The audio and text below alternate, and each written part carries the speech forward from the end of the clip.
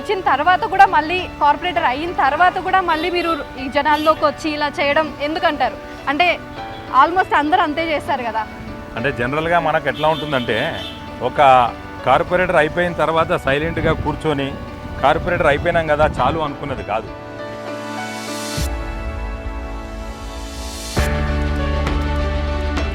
ఎక్కడ ప్రాబ్లం ఉందో అక్కడ ప్రతిపక్షాలు ప్లాకార్డులు పెట్టుకొని రండి ఇక్కడ వచ్చి అధికార పార్టీ వాళ్ళు చూడండి ఇక్కడ అభివృద్ధి చూపెట్టని అంటారు. కానీ దానికి వ్యతిరేకంగా ఒక మీరే కార్పొరేటర్గా ఉన్నటువంటి మీరే వచ్చారంటే అంత ధీమానా మేము బాగా చేసామన్నటువంటి అంత ధీమా అనిపిస్తుందా మీకు?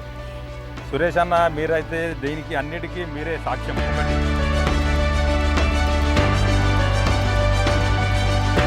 ఏది ఏమైనా కూడా ఎండ్ ఆఫ్ ది డే జనాలు మనకు ఎవరైతే ఉన్నారో జనాలు మనకు ఓటేయాలి, జనాలు మనల్ని అప్రిషియేట్ చేయాలి. జనాలు మెచ్చితే చాలు, ప్రతిపక్ష పార్టీని మెచ్చాల్సిన అవసరం లేదు. నేను అనేది ఏంటంటే ఎప్పుడైనా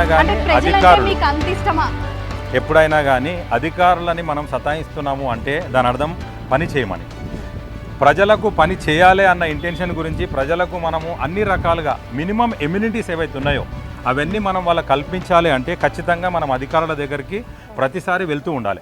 మనం మొత్తం మీద పొద్దున్న నుంచి కూడా తిరుగుతూనే ఉన్నాం. రోడ్డు మీద వెహికల్ ఆగితే వెహికల్ పక్కకి జరపంటారు. ప్రతి ఒక్క అంశాన్ని కూడా ఓట్ల రాజకీయంగా తీసుకున్న ఈ రోజులలో అరే ఆయన ఏమన్నా అంటే ఈయన నాకు చెప్పేది ఈయన వచ్చేసారి ఎలక్షన్లో చూపెడతాను అనే భయం కూడా చాలామంది రాజకీయ నాయకులు. కానీ మీరు డేర్ అండ్ డాష్ మాట్లాడితే అసలు ఏమనుకుంటున్నారు మీరు? ఒకటి కాన్ఫిడెన్స్ ఏంటంటే జనాల పైన మనకు కూడా కాన్ఫిడెన్స్ ఏంటంటే వాళ్ళు ప్రతి ఒక్కరు కూడా బన్నాల ప్రవీణ్ అనే వ్యక్తి డివిజన్లో ఒక మంచి ఆలోచనతో పనిచేస్తూ ఉన్నాడు, అందరినీ కలుపుకోపోయి పనిచేస్తూ ఉన్నాడు.